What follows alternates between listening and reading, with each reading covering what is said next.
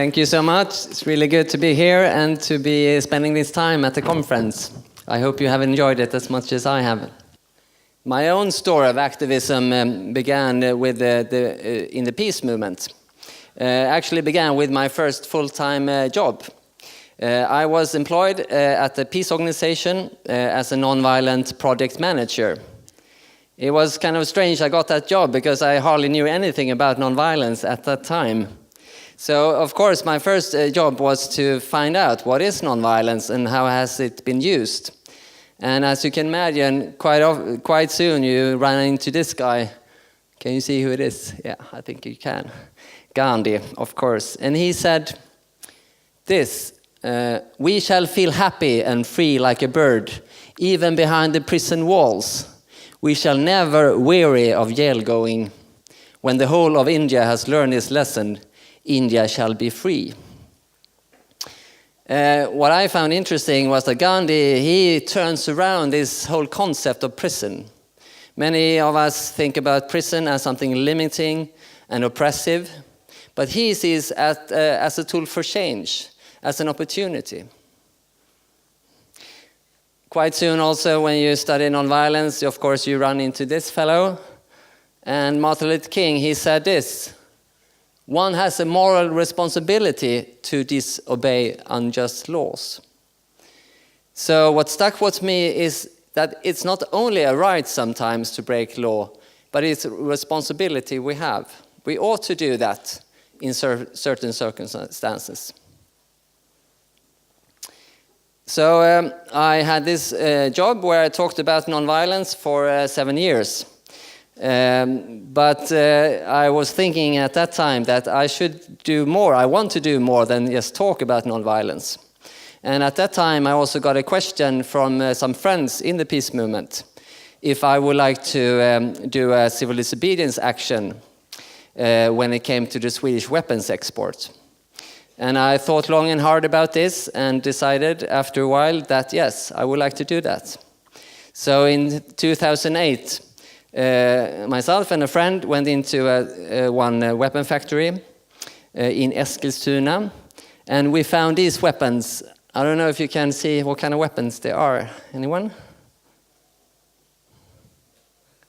I think I heard bazooka, which is right. It's kind of bazooka, or recoilless rifle is also called, like an anti-tank weapon. This Swedish particular model is called Carl Gustav, after our king.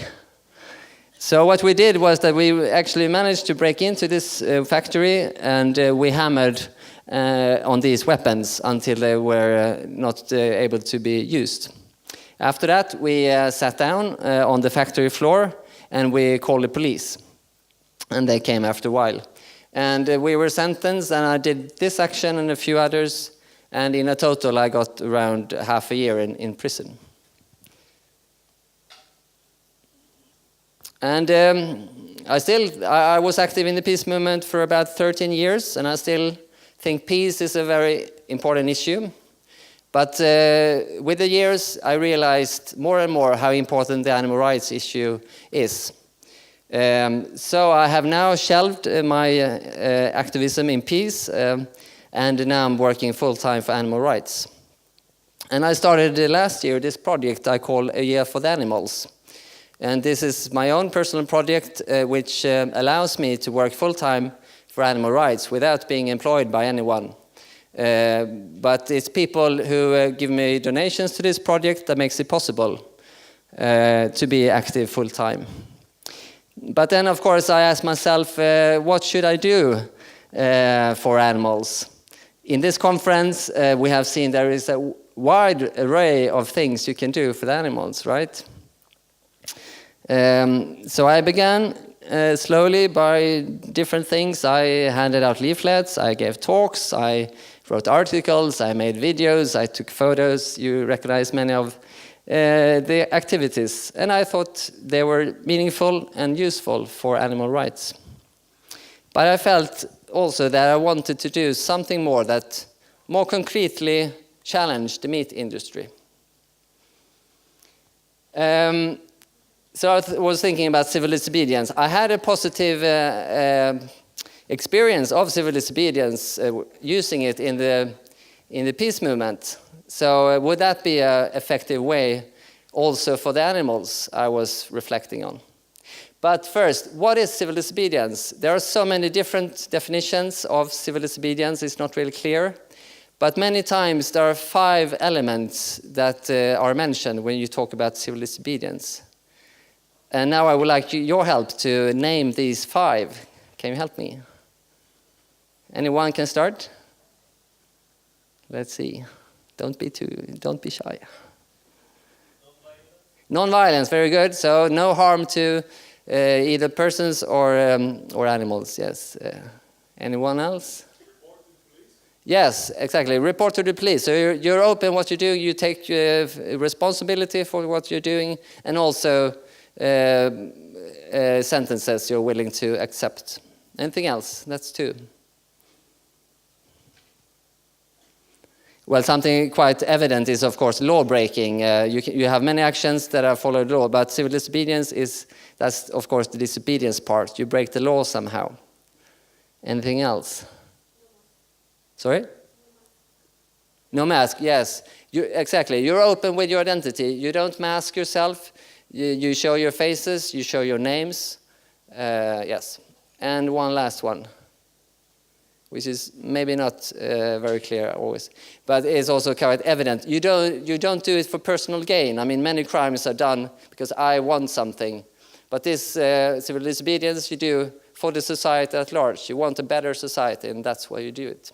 So those 5s, and those 5s is something I would like to do to keep in mind when I do civil disobedience. And I heard before about a method called open rescue. And open rescue is when usually you go to factory farms and you steal, which they would say, but we say free animals. And usually you already have a home prepared where you know that they will be taken care of well.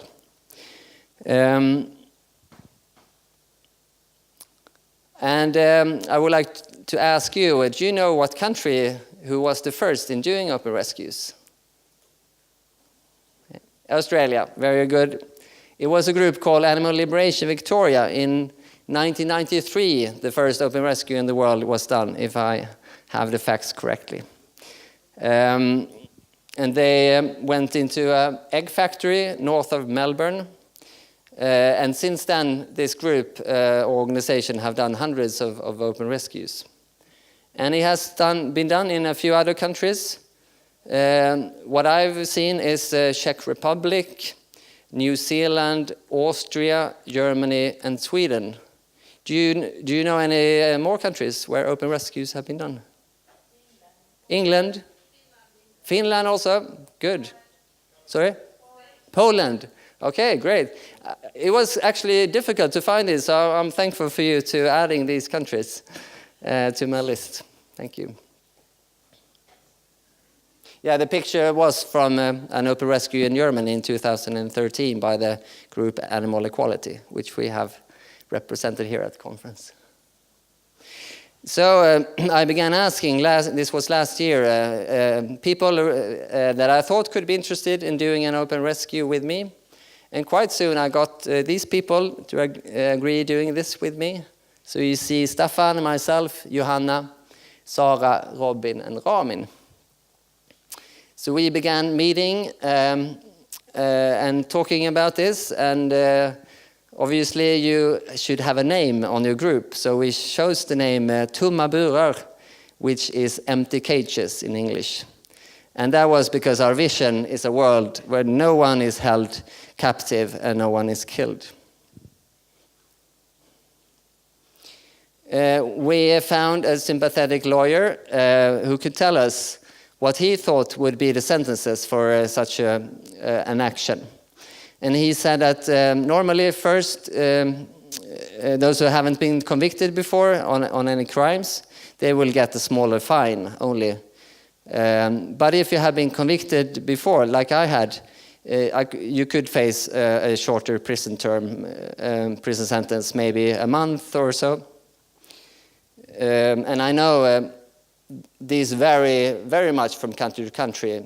Sweden deals with this kind of crimes much less severe than in many other countries that I know of.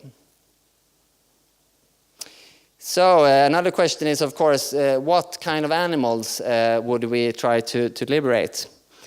And we thought about this quite a lot, and we also checked with animal expert on what does it take to take care of an animal. You have to have the expertise, of course, for the homes that we would drive the animals to.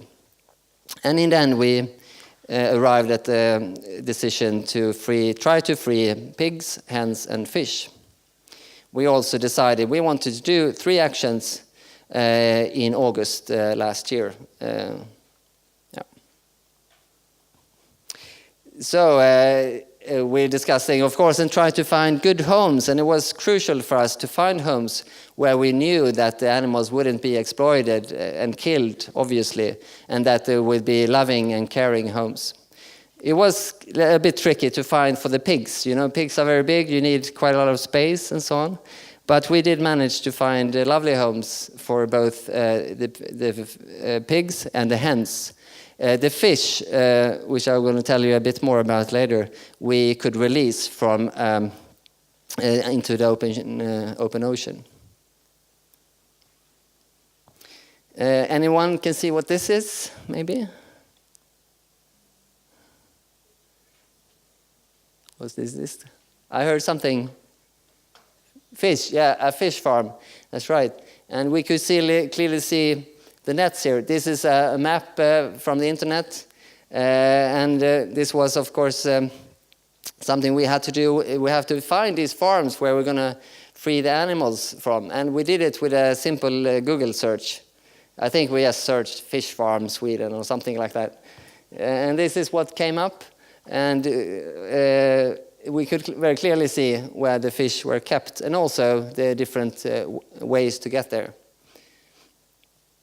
And another task is to do reconnaissance, to check out the place and see is it a good place to free animals from?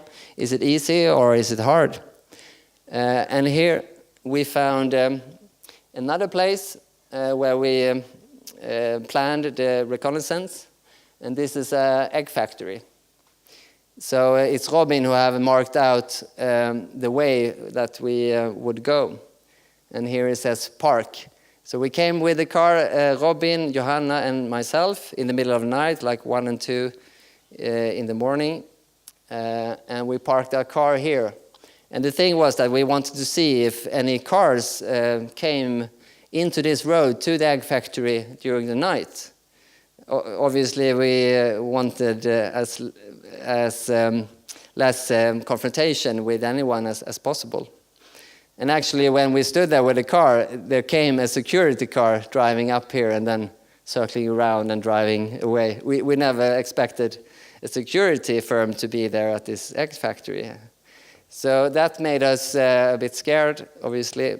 But after a while, we did manage to get the courage to walk up here. We did walk here in where there wasn't a road to be less visible.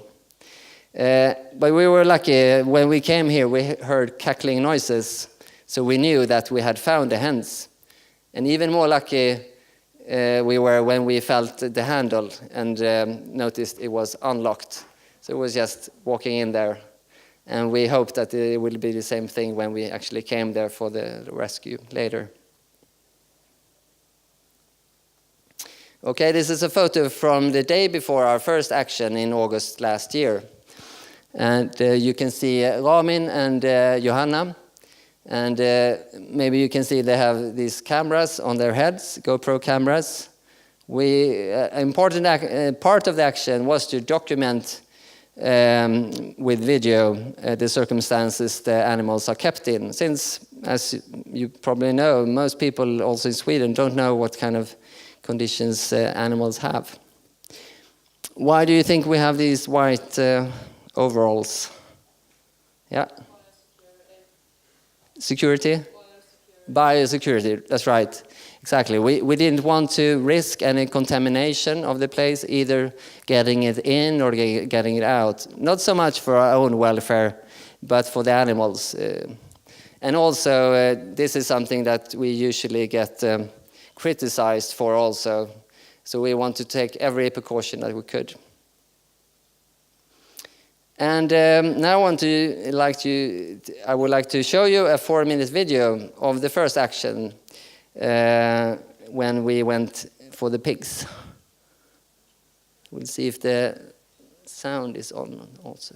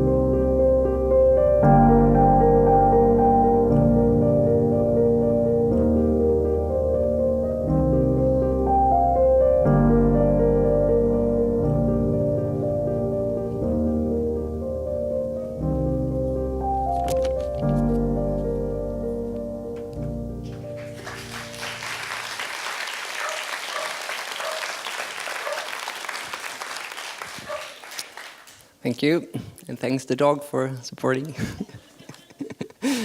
If you want to see the other actions at the other open rescue actions we did, you can watch them on our homepage and YouTube channel.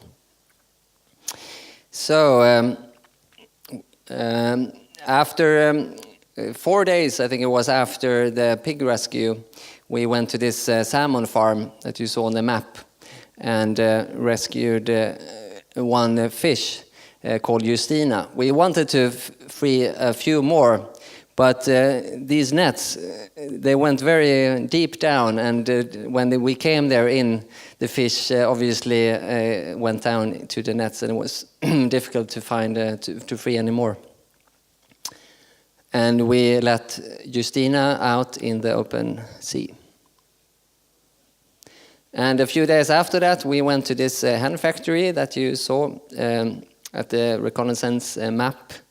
And first, when we came in there, we found this hen, and as you maybe can see, her claw was stuck in the steel shelf. She was totally stuck. So we had to get her from there, and we called her Kajsa, and she was the first hen we rescued. And we drove her and 7 other hens to a loving home, where for the first time in their lives, they had the ability to walk on ground and peck in grass. After each action, we left a letter like this on the door of the farms, where we thought it was important for the farmers to know why we did this, why we felt it was necessary to come and free these animals.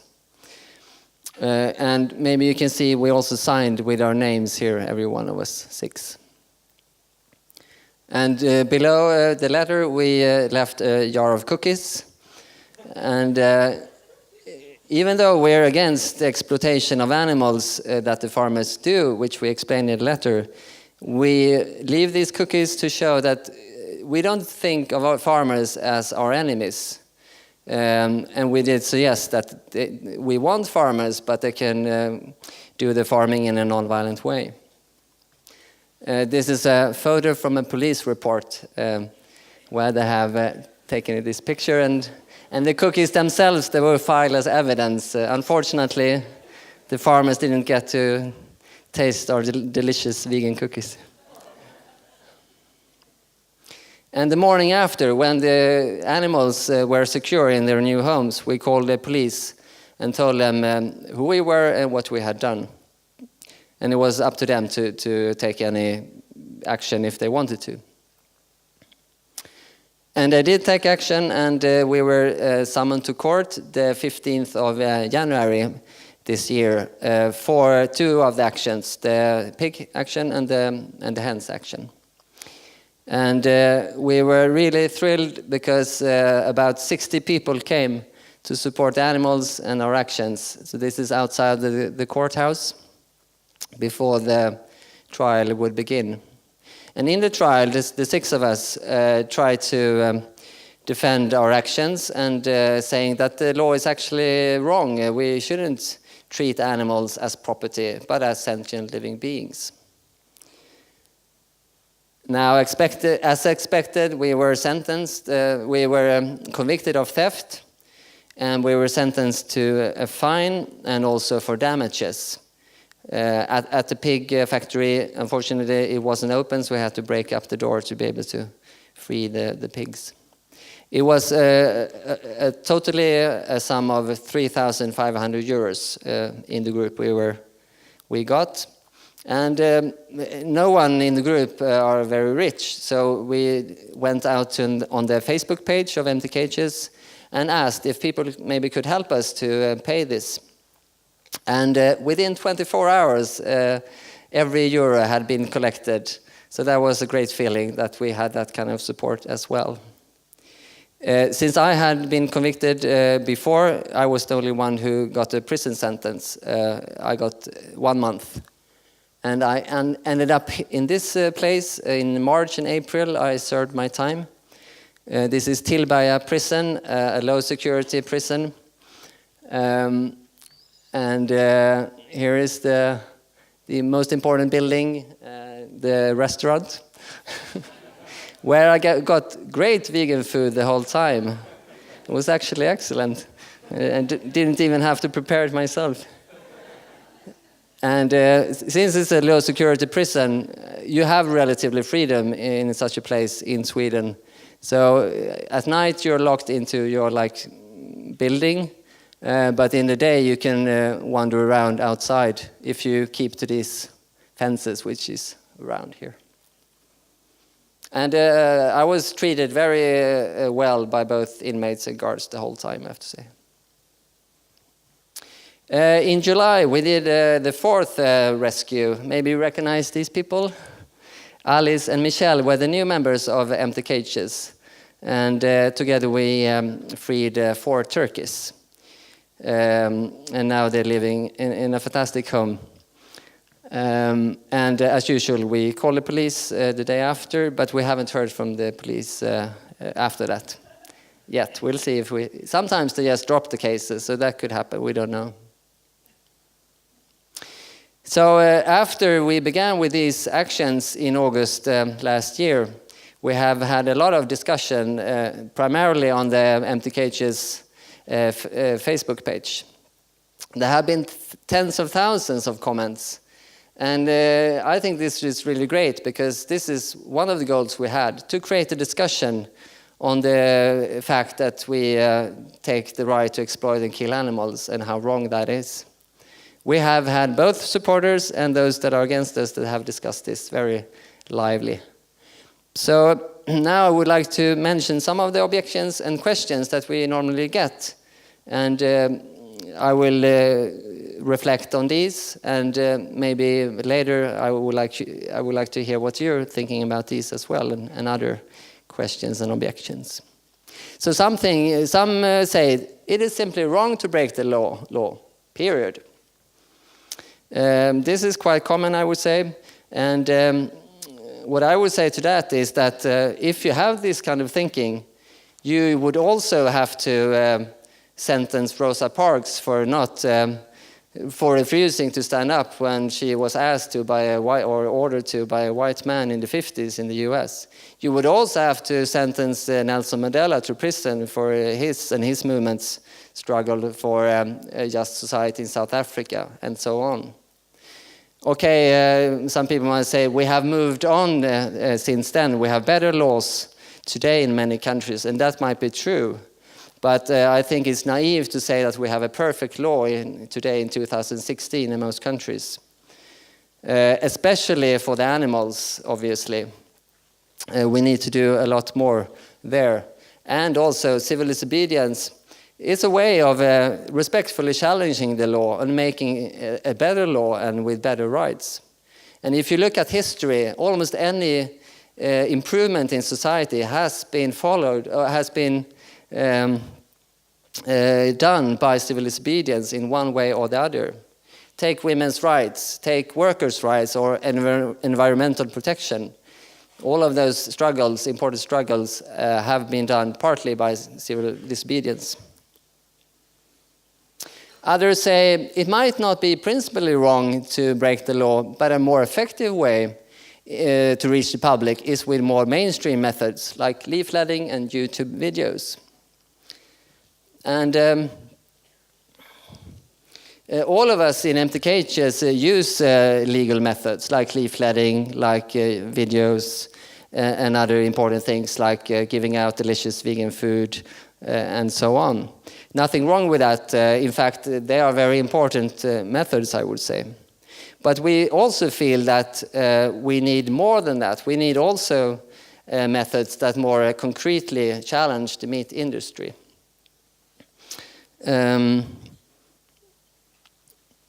What we're doing to the animals today is a moral catastrophe. I think most of us here, if not all, agree on that. And I was thinking, how do we react normally to a catastrophe? Do we react to a catastrophe only by handing out leaflets? Or do we want to do something more to show how serious it is? I'm thinking that if you do a civil disobedience action, you are in fact willing to put your own freedom on the line, at least for a short time and sometimes a bit longer. And maybe that can show people that this is a more serious issue than I previously had thought. At the same time, I think we should take it seriously that most people have a problem with law breaking. people have very negative associations with law breaking. And in this, because of this, we have to think about how we design and communicate our actions. And I've been thinking about a rule of thumb for activists that can help us with this probably. I don't know if I thought about this myself or maybe I stole it from somewhere, but it goes like this. The more controversial the method, the kinder we should be. So law breaking is pretty controversial or very controversial for many people. So then we need to be very kind in the way we do it. So for instance, like I told you, we in Empty Cages, we try to do our best to leave letters to explain what we do. We leave cookies to show that we are not violent in any way towards our opponents. And hopefully this can both show that this is a serious question, but also that we do take care of everyone. We think that everyone should be treated respectfully and okay. And maybe this can at least soften this view that people have of law breaking, and maybe show that maybe it's not all bad every time it's done. Yeah, the cookies. And some others say, why are you open with your actions? It's more efficient to work secretly. And when people say this, many times they mean that it takes a lot of time to be in prison, and it's expensive to pay fines. And probably, if we would done these actions in secret, we probably would have been able to free more animals. So that's something good for this action, short term at least. But the thing is that we want to do much more than that. As I said, we want to create this discussion that we hope that will make more people see, to change people's attitude fundamentally of how we view animals. And that's a much bigger challenge. And if we were not open with our identities and people could see our faces, it's much more difficult, almost impossible, to have that kind of discussion, I think. And also it has been shown in research, if you can see a person, if you can see the face of a person, it's much easier to relate positively to that person. It's not rocket science, everyone knows this. And we want to have these friendly conversations. And it would be difficult for me to stand here, and I'm also around in schools in Sweden and at different organizations speaking about this. I wouldn't dare to do that if I'd done closed or secret actions. Because, of course, anyone could pick up their phone and call the police and say, hey, Martin is here, come and arrest him. And that wouldn't be very good. What about this critique that it's a waste of time to spend time in prison? I don't think it is. And I used my time. Of course, you're limited in what you can do. I mean, you can't do demonstrations on new actions while in prison. But you can do other stuff. I wrote letters to the editors. I wrote lots of letters to people, mostly in Sweden, but some other countries as well. I wrote a diary of what's happening in prison. Maybe I will get it published later, I don't know. And I gave some interviews to the media and so on. I could have an internet presence in some way, although I didn't have access to internet, but by supporters I could like give a Facebook status to people so they could write it for me. So in that way I could keep connection to the outside world as well. So these were some of the objections and thoughts that other people have and are thinking behind it. And I really hope that we can have some more open rescues. I believe in the method. And if you would be interested in talking more about it, I would be very happy to also be after this talk, but also after the conference. And yeah, let me mention, I put my business card in the end on the chair there. You can pick it up. And also my postcard for my project. And we also have something new, exciting, I think, in the pipeline. And I have, like 2 weeks ago, I had a Skype talk with Direct Action Everywhere in California, and they have also been doing open rescues quite recently. And we're talking about creating a network so that in different countries who do open rescues, who are interested in doing open rescues, can have contact and learn from each other on how to do it better. Thank you so much for listening, and thank you for coming.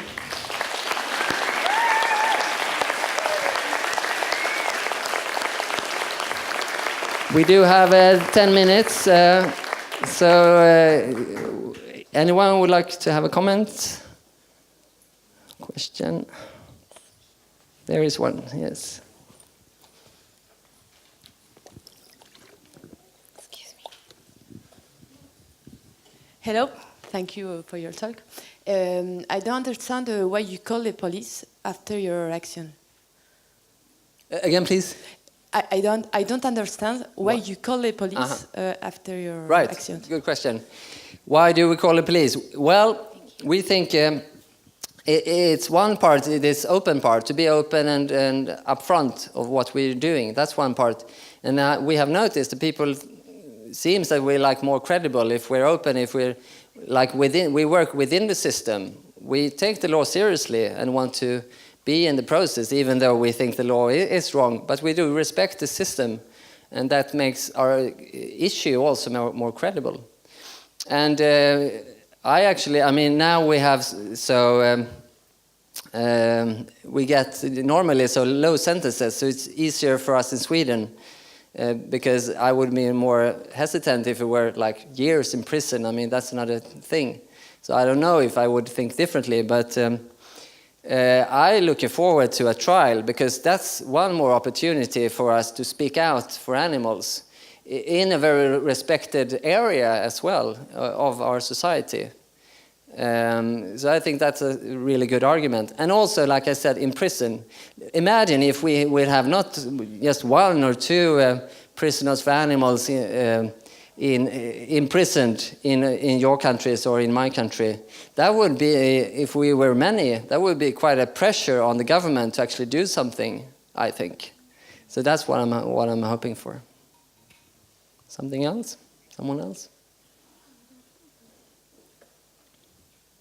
There is one in the end, in the back.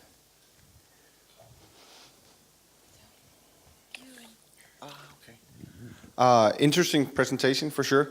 So what I'm thinking, you can get a lot of media attention, and you are hoping to get into legislation, of course, and change some of these things and get us thinking about that. And so there's like, you have the public discourse, what you do on Facebook, and you go to the newspapers. But I'm also thinking public discourse doesn't always translate directly into legislation. So there's like a gap that you need to fill. You need to lobby with people in legislation, the judges, all these kinds of things, to sort of follow it all the way, in a sense. That was my comment. What's your strategy in this respect?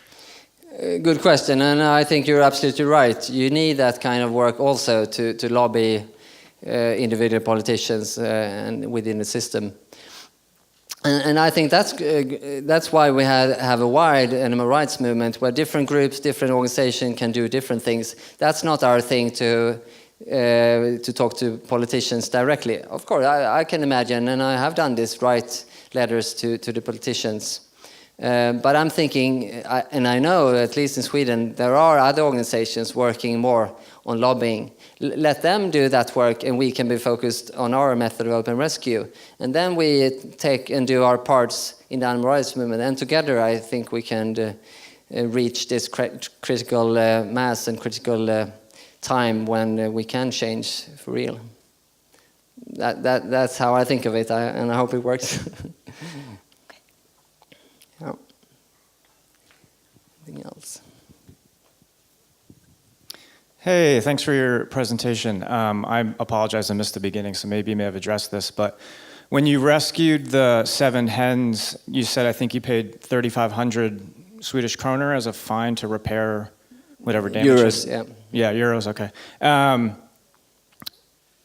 I'm curious as what the thought process was in basically paying the farmer for the hens. and if that felt like an appropriate strategy, and then raising that money from the movement to basically give it back into the system. Because I think that's an interesting conversation that's come up over the many decades of paying fines and doing time, paying bail or do jail, that type of thing. Yeah. No, that's a good question, and it's something we discussed. When I was in the peace movement, we destroyed these weapons that I talked about, and that was like 500,000 crowns, which is like 50,000 euros. And at that time we decided not to pay it, also because we didn't have that money. But that will, as you say, directly go into the weapons industry, and that's like something you have in civil disobedience. You don't want to work against your own goals, right? So that's a tricky situation. At the same time, you want to, as I said, take your punishment in a way. But then those two crash and don't go together very well. So yeah, it's not obvious in that situation what's the best thing to do. Now we felt it was quite low amount of money. It doesn't matter really for the farmers. It's just a tiny fraction of their economy. So we didn't feel that we really contributed much to that. And many people, it was also a practical question. If we wouldn't have paid, you would the debt would go to an authority, and you would have that over you maybe for a long time, and not being able to have loans or things like that. So yeah, that was our thinking. Not that time we wanted to pay, at least. But I could have decided otherwise at another action, possibly. Yeah. Anything else? Okay. Here is one. All right. Thanks for the talk. I like the method very much, and I also completely understand why you're doing it openly and presenting yourself with your faces and everything. But I wonder if you could say a bit more about why you do it in such an affirmative way towards police and jurisdiction, because you already said you don't think the laws that we have now are correct. So even if you kind of leave your names there, I think maybe naively or without having thought much about it, that why even call the police and help them actively in that sense, or why present yourself as accepting the punishment happily in a way, even though, of course, strategically it might make sense to accept the punishment, but you could still communicate it maybe in a way that we don't like this way the state or the jurisdiction rules against animals, for example. Yeah, no, that's also a good question. I think I got this strong idea that I wanted to do it like this when I studied how others in the non-violence movement have done it. The case that you find most, and it's also in English, so it's easy for me to read, is the civil rights movement. And I know it was some time ago, but I was really inspired by how they went to the court willingly and was a part of the system. And I saw how very effective that is, how quickly they were able to change the system by using this very method. So that's why I really believe that it can work well. And I think, even though I don't think that we have a perfect law system in any way, not only concerning the animals, but also concerning many other things of putting people into prisons and so on, that I have objections to. But it's mainly for the animals, because I do think it's more effective when it comes to how people are thinking about the methods, because that also connects about how they think about the animal issue, and that's of course our main goal, to get that up there. And it is this issue of being seen as serious activists that want to be within the society as citizens. And I think, and from my experiences of also these open rescues, I have had a very positive response of actually doing it this way also. Yeah. So I think we have time for one more question. There's one more if in the there back. is. There in the back. Oh, okay. Thank you. You are freeing the animals and you're leaving notes to the producers, to the farms. And do you know if any of these farmers, after your action, maybe did rethink about his way of keeping the animals? Yeah, I would wish that we would have that kind of result. No, unfortunately, I don't know. But who knows? I mean, I don't know these farmers. Actually, we got a positive thing after the hen rescue. And one of us saw in a branch magazine for egg producers, this farmer was interviewed. And in the headline of this article, it said, "I want to talk to these activists." So we read the article, and I said, "Great, he wants to meet us. We want to have a dialogue, not only with the general public, but also the farmers." So I emailed him and said, "I saw this article, and we're also wanting to meet you." I didn't hear from him for 3 weeks, so at first I thought he didn't really mean it. It was just something he said, right? But then I called him, and then actually he was open to having a meeting, and he had a date in mind. So myself and Ramin went there, and we had a discussion. And I mean, I couldn't tell, or I could tell that he was not on our side in any way. I mean, he was not even interested in what we were thinking. He wanted to defend his production there. That was, I think, his main thing. He wanted us to hear what he was thinking and his reasons for having the hens and so on. But the meeting in itself, I think, is important. That is some kind of step forward when opponents can meet and have a serious and civilized discussion, even though we stand on very different sides when it comes to what we think about animals. Yeah. Okay, so we have one short comment about that. Hi, I'm Alice. I was in the latest action with the turkeys, and I just wanted to add that I can recall that there was one farmer that said that he was very confused because he said, "Why would anyone want to rescue individuals from my farm? Because I have a very nice farm." And I think that was very important, because then we could make the statement that it's not the conditions and we're not looking for the worst. We just think that it's bad that they are kept there overall. So it was really good to start that discussion as well. Thank you for that, Alice, that comment. Yeah. Okay. And we know that there has been farmers also in Sweden, not that we have visited, but other farmers that have gone vegan. Maybe you have other examples in your countries, hopefully. So it's possible. I believe it's possible. Okay, so I think that's a great end for this talk. Thank you, Martin, for your presentation. Thank you all.